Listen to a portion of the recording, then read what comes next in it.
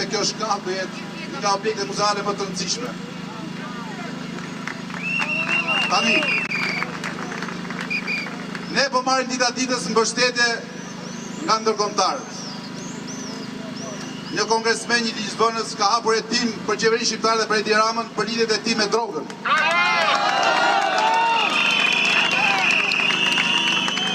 Europarlamentarët erdhën para disa ditësh tu u ju bashkuan protestës.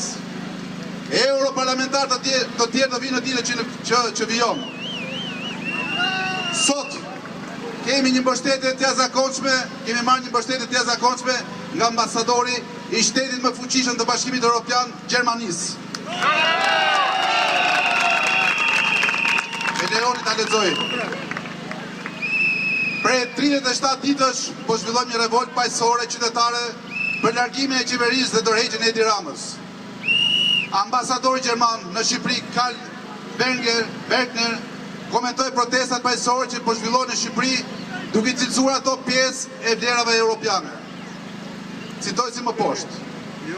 Duhet të vlerësojmë ata që zbatojnë vlerat e BE-s në përditshmëri, por dhe ata që qëndrojnë për të kërkuar zbatimin e ligjit, mbrojtjen e natyrës dhe çështjet e tjera që lidhen me procesin e integrimit. Çdo aktivitet i shoqërisë civile që është në përputhje me vlerat e Bashkimit Evropian është i mirëpritur. Protestat e dhunshme nuk janë pjesë e vlerave të BE-s. Dhe se kush ka faj për dhunën e ushtruar është ende në diskutim. Thaj.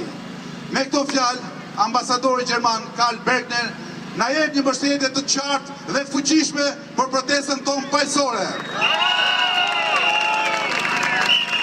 Ai e sheh si pjesë e vlerave europiane dhe si të drejtë të qytetarëve që të kërkojnë ligje e drejtësi. Të vazhdojmë me dignitet e vendosmëri. Faleminderit. Shumë pyesin çfarë do ndodhi me protestën. Ai u kujtohet që para një muaji ky ishte një mbret i plot fuqishëm. Ishte në dorë gjithçka.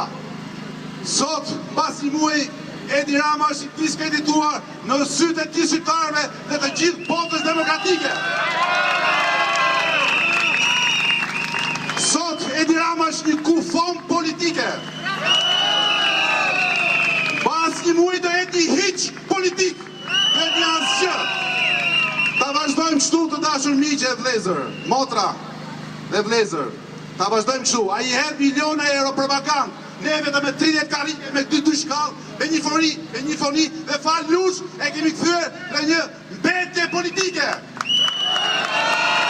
Fundi e Edi Ramës dhe klikës tjerë është i pashmangshëm. Me vendosmëri, me persistencë, me këmbgulje dhe paqësisht do ta largojnë një herë mirë atë dhe të jetë në koshin e historisë.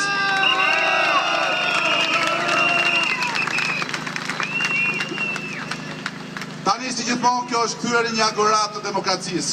Tu vin nga gjithë Shqipëria për të shprehur nga gjithë Shqipëria kur flas nga troj shqiptare, nga hapësira shqiptare, shqiptare nga diaspora për të thënë për nxjerr dufin, për të shprehur lefin ndaj kësaj qeverie.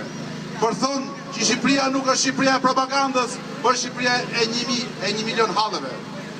Le ta vazhdojmë te agora të demokracisë. Le ta kthejmë te një hapësirë ku të gjithë shqiptarët, të gjithë stresat sociale, të gjithë profesionistët, të gjithë intelektualë, artistë, të gjithë qytetarët e lirë të vendit të thojnë fjalën e tyre. Por më parë do doja të lexojmë 5 pikat e famshme. Ata janë kushtetuta e protestës. Nga dita e parë që kemi filluar protestën deri në ditën e fundit të rrëzimit, ato janë 5 pika tona dhe nuk u luajmë asnjë pike.